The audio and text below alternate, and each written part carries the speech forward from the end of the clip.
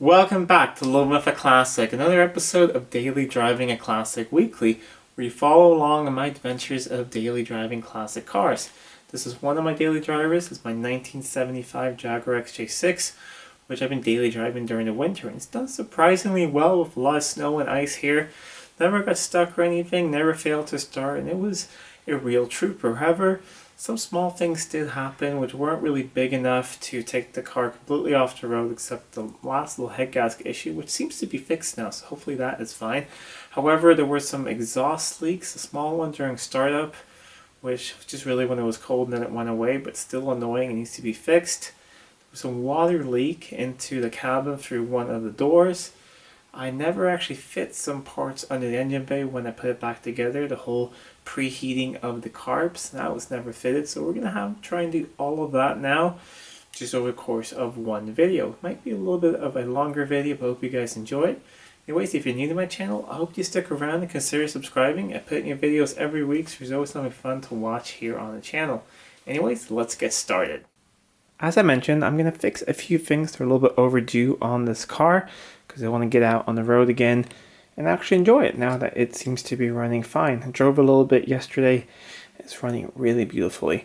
However, there's a slight exhaust leak. Really only when it's cold, but we're going to fix it.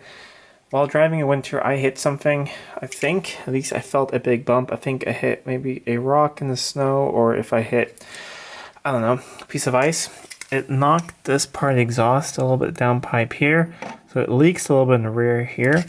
So I just picked up some new exhaust seals. They cost pretty much nothing at all. I could probably tighten and get it, tight for a while. But since I want to take this off, since the whole thing's been shifted a little bit and part of the exhaust in the back is also hitting in a few places, I'm just going to start over. So just these bolt nuts here to undo on the studs, and then there's some bolts down over there. I'll do that off camera, take this off, clean it off. I've shown this on a previous video on this car and also on the XJ40. It's very important to clean this area when you put this back, so I'll do that. Then we'll mount all that back together and then basically get that to be in the correct position, and then adjust the rest of the exhaust going back and make sure everything's good. We're also going to fix something that has bothered me all winter. The right hand exhaust tip is a little bit lower than it's supposed to be. That left one's correct. So we'll measure that one, set up that one correct so it looks nice. I might even polish them a little bit. It's one of those things I wanted to do for a while. Then we're going to have another look at this freeze plug here. I had it out and replaced it, but I love to use the Hylimer blue and everything. I think it works really well. I did that on the core plugs or freeze plugs on the engine. They're perfectly tight. I was all out of that when I did this, and I realized that halfway through doing it, so I put it in with another type of silicone. It's leaking slightly, so take it out. I'm going to clean it very, very carefully. Put that back in with new. Not going to show it anyways because I've already showed really how to do that. When that is done, I'm going to put something back that's been off the car ever since I got it. So you may notice this part of the exhaust shield here. So there's a pipe that goes over here, uses the screw holes here, goes over here, and then it connects to the air box over there. And then there's supposed to be a rubber thing there, and there's some vacuum lines in there. So basically that is a temperature control, so it heats up the intake air faster, heats up the engine faster, heats up the carbs faster. And then there's a valve in there that varies how much it opens and closes. So basically, I think it's supposed to be about 40 degrees Celsius air that it pulls through, so it mixes hot and cold air. So you get about 40 degrees Celsius just to get, a perfect mixture all the time. Make sure you get the, the correct intake temperature. So we're going to put all that in place. And yeah, I think that is pretty much it right now in the engine bay. Then we're also going to add some kind of sealant over here and on the inside, because that leaks a little bit. I'm going to start to take the door card apart. When it's raining a lot, I will get some raindrops right here, and I've held all this apart once and I saw what the issue was, but it's just way too cold then to use any sealant to make it work. So I'll take all that apart, clean it up here, and we'll put some sealant on that. Hopefully that will be nice and watertight, because otherwise the car is perfectly watertight and is yeah, not getting any rain in there, but that does go there, and then it travels down. It's really weird.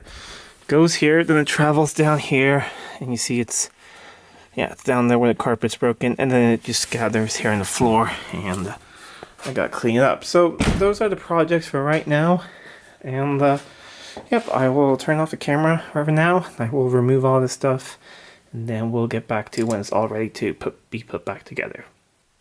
I got it off, and it's over here in the vise, and you can obviously see where it's been blowing. It's over here. I've been able to feel it when it's cold, and then it sort of shrinks together. So it, I think it hit somewhere back here, and then just, you know, sort of whacked everything. So this started hitting against the firewall here on the side, and that started leaking. So I'm just going to remove these like I've showed before, clean up the area, get some new ones in place, and I think I'm going to bring the car up in the air just to make fitting everything easier. So we'll jack it up in the front and the back, put it on jack stand so it's completely level, and then I'm going to just readjust the whole exhaust, and hopefully it should be fine. But I think before I do that, I'm going to drain a little bit of the coolant system and tackle this, because when I get the exhaust together, I do want to start it up.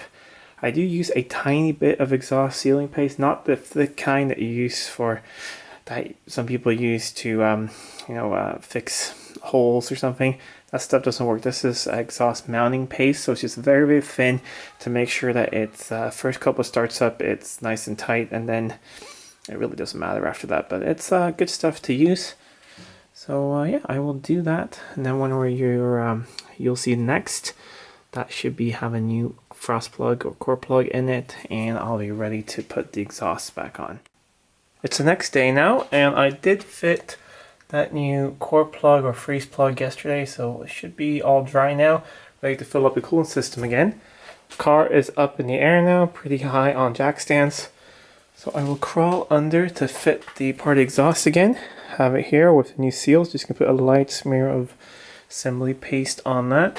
And then I'm gonna work my way from the back to the front to make sure that the exhaust is just in there perfectly and not touching anything.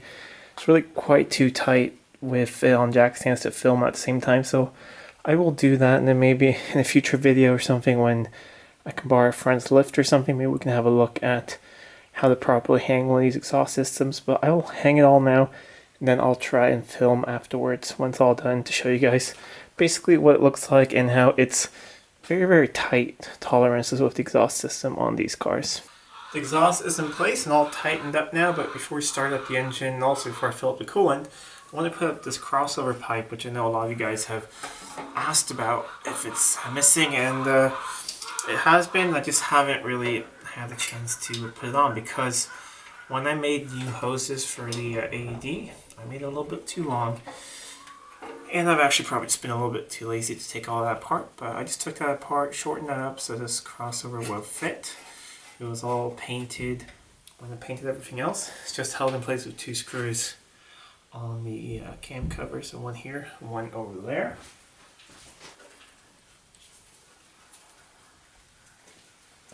With this in place, I have also ordered a few other new bits. So this is a piece of, it's just aluminum pipe that goes from here to over here where that little valve is. And there is a nipple under here for the vacuum hose. I'll show all that afterwards.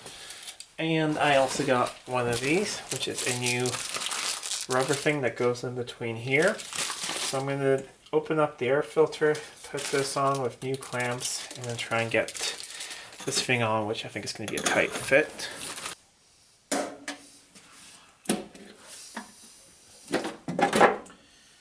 There we go.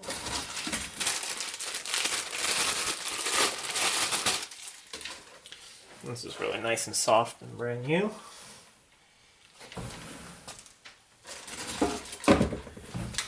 Got new hose clamps for it as well.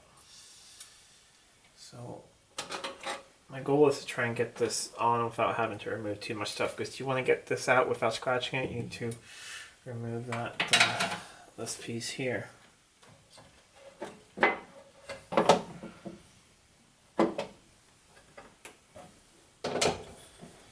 make sure it's tight so I don't pull it all off as soon as I put on the air filter. There we go. Now it's just a matter of locating this into place. There we go. Right, that looks really nice and it's still good and flexible.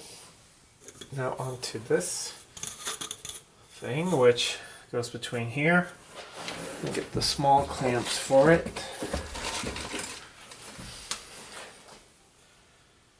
I think I want that clamp that way. Actually, put this aside for now. See if this will even get on here.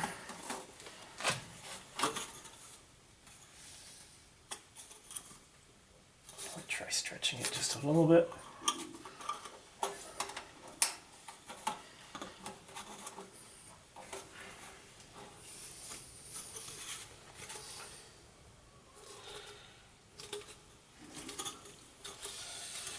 I'm just stretching it a little, being careful not to rip it.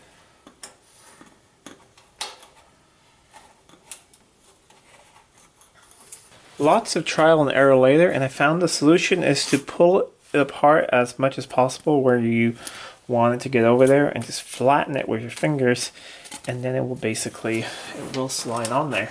Now, so I've done that. I'm not going to forget the clamps, so then I want one clamp over there, and then I want another clamp like that down here. And I think I'll tighten down one side first, and then because I need to pull it a little bit to get it on there.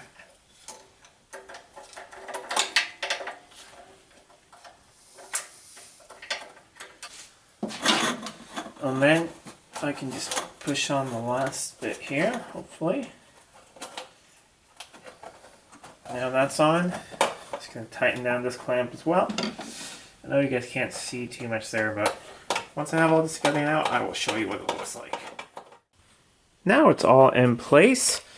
See the clamp there, this thing over here. So I also added a couple vacuum lines in need. There's a part down here, but I have a spare one. I'll show you guys basically how it works.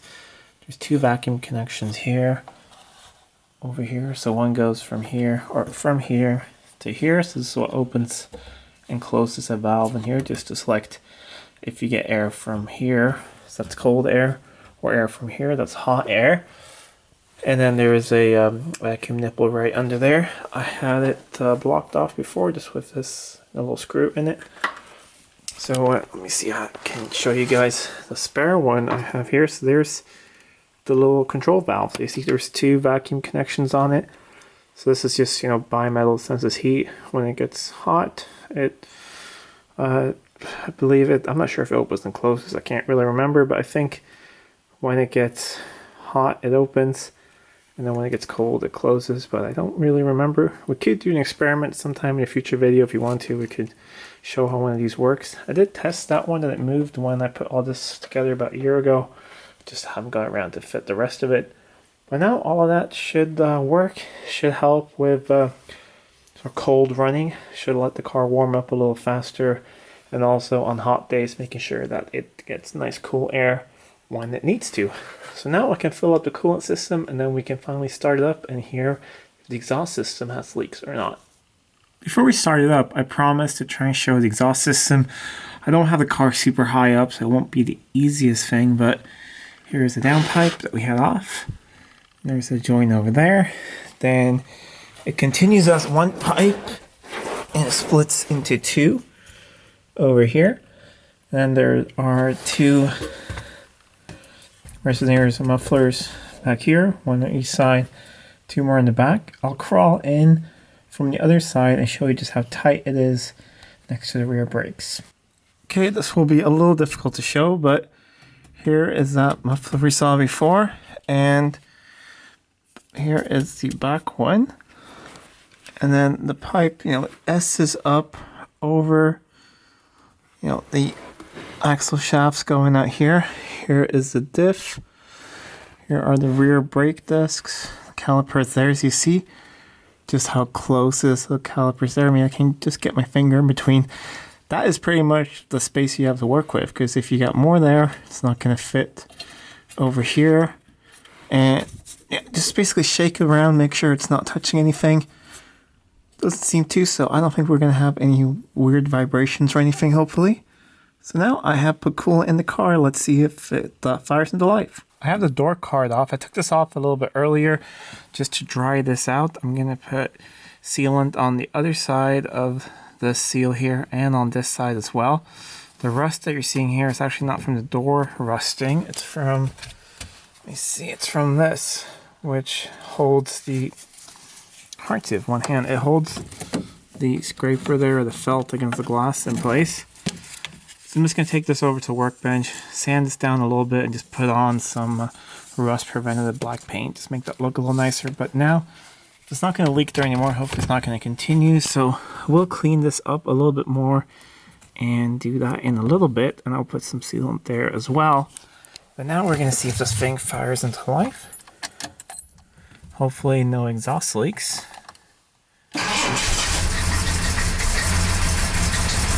Alright.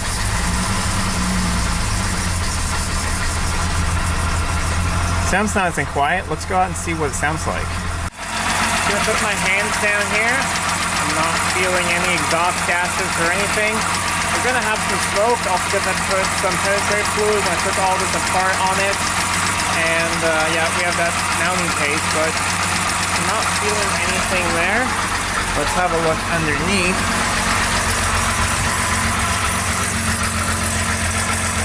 Very nice and tight over there as well. And yeah, I'm not hearing any leaks back here, so everything seems to be fine. This is quite a loud exhaust system. It's an aftermarket stainless steel exhaust that some previous owner put to the car. No need to replace it, but it is definitely louder and throatier than the standard mild steel exhaust that these cars came with, but it does give it a pretty sporty sound. Still want to adjust this one a little bit, so I'm just going to measure the other one, loosen the screw, and get it up a little bit. But I will let it run here idle now for about 10 minutes or so, just to let the exhaust paste cure, and then you can let it cool down fully, and then it's going to be nice and all back together. I'm also going to fill up the coolant a little bit more, put the caps back on, and we should be good to go with this part of the video. Okay, it ran for about 10-15 minutes, so now I'll just let everything cool down, dry up some of the coolant I spilled over there, and now I can have a look at that door seal and seal all this up, so hopefully we'll have no more leaks in the car. This will hopefully be nice and watertight now. I just lifted up the edge a little bit here with a plastic scraper, cleaned that off, and then I put a nozzle in there and just injected some sealant all the way down here. A little bit over there as well, because there's quite a bit of space between this piece of molding in here, so I can see right into the door there. So I did that, and on the inside, like I showed before, I also covered that with a little bit of sealant, scraped away anything that was there before, just put the nozzle up in there, and it's gonna let this cure now, so hopefully that is going to be completely waterproof again. While I had this off, I just took off some of the surface rust, cleaned it up. This is that piece that holds little felt against the window. Not really that essential, but cleaned it off, and I painted it with some anti-rust paint, which has built-in rust converter. So this should last basically forever now. Let this cure for a day or two, and then I'll put it all back together. And that's it for this video. Hope you guys enjoyed all those little small things put into one video. There were a few little small jobs I still want to do, but I think we'll have to save that for a future video. But now, there are no exhaust leaks as well, and I hope that at least doesn't leak any water in the cabin. Now everything is there on the engine bay, and that should actually help with the running as well. It's been running really nicely, but that should make it run even better. So as you guys may have noticed, it's a little bit cramped in the workshop at the moment. That's because part of the workshop, I'm actually hiding a little bit of a secret for this car. I know I said we're working on the interior. I have picked up the new interior. It's hiding over there, so that's why it's been so weird camera angles, because I'm hiding that for now. I'm going to show you that when it's all going in the car. It'll be probably a pretty long episode of fitting all of that and doing everything, because it's going to be a little bit different than I think you guys are expecting. Also, I have picked up, as you can see over there, from a subscriber that lives nearby who actually owned this car before. They were redoing their kitchen, and I was really happy I was able to pick up some of the old kitchen cabinets. I'm going to put those under the workbench just to get some more storage. That's why everything's a little bit of a mess at the moment, so once the car is out of here, I'm going to fit all that and then be able to organize all my tools once and for all. But anyways, I hope you guys liked this video. Please give it a thumbs up if you did. Share it with your friends. If you're not already subscribed to the channel, please do subscribe to the channel. It really does help out a lot. Anyways, until next time, I'm Adam. This was Living with a Classic. I'll see you soon.